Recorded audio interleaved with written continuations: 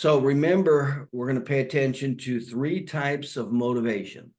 3 types. Now remember, when we interview doctors, we pay attention to 5 major categories that will determine overwhelmingly which of the 7 different business models will work best for both of you, you and that doctor. So remember, one of the 5 primary factors we pay attention to is motivation. So there's 3 types of motivation, and you need to be aware of this. Now, we find this out in our interview process.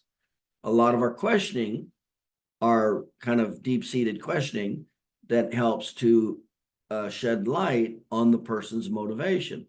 Are they highly motivated, average, or are they low motivated? Okay. So number 1 is there's what's called circumstantial motivation. Now, this is typically highly motivated, low sustaining. So an example, your car breaks down. Well, immediately, a child breaks an arm, okay? I had a flat the other day. So I had my agenda of stuff to do. Well, then I had a flat. Well, what happened to the rest of my agenda immediately? It went to the back burner. What went to the front? My flat, because I couldn't get anywhere. That's circumstantial. So it's highly motivating, but it's very low sustaining. And it typically goes over quickly. It ends quickly. So that's circumstantial. So we don't pay much attention to circumstantial motivation relative to associate doctors. Okay.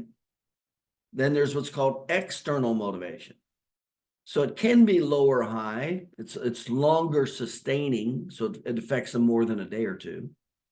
So example, if you buy a house or a car or pay college tuition, so short term it will peak after the survival needs are met.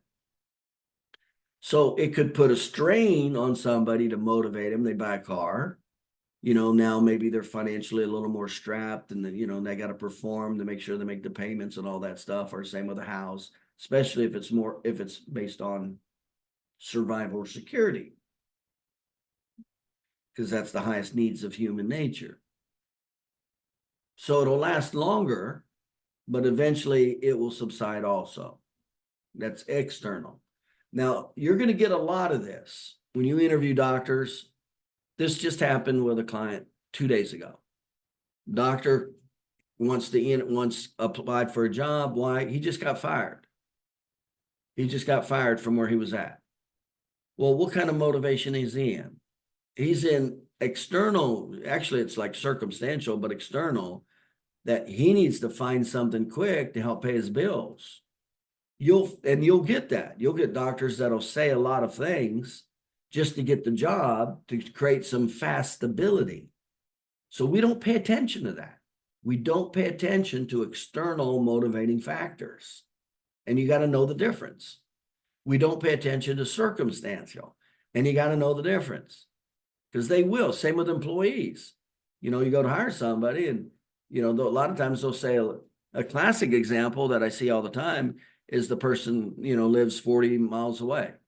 And you go, well, we have any trouble, driving 40 miles, to and back and forth from work every day? And they're like, oh, no, that's no problem at all.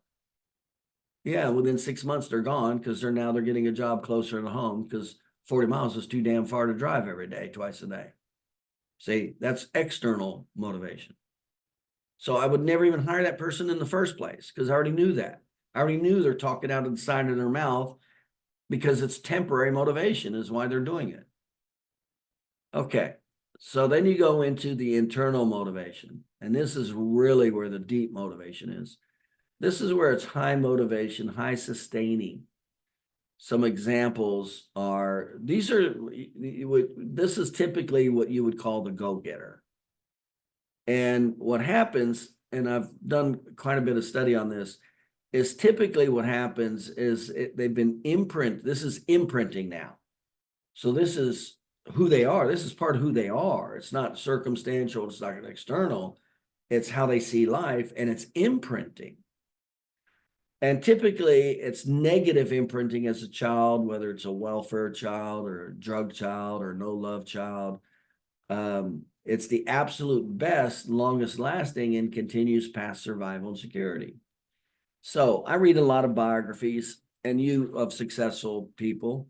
And one of the things you'll see is whether it's Ted Turner or Donald Trump, whoever, you go deep into their background and they've got some serious pain imprints. Everybody thinks, oh, they're doing it for the, for the plane. Like me, they go, oh, you're doing it because you want to make more money.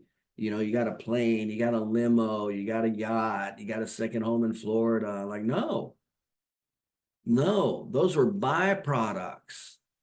Those are byproducts of just keeping moving and accumulating. And that's what you'll find with successful people. It has nothing to do with the pleasure. They ran into the pleasure. It was the imprinting of pain that drove them like a son of a bitch.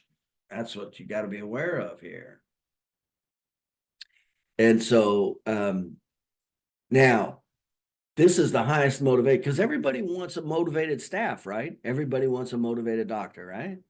Well, guess what? 80% of the people are not. They're not. So now with those people, it becomes real important to do goal setting. That's when goal setting is like, that's the only way to get those people past and off their ass to do more. You've got to go through the goal setting steps. That's it. And so with the internal pain-based drivers, that's only about 20% of the people. Those are the people that just keep going. And I'll give you a couple examples.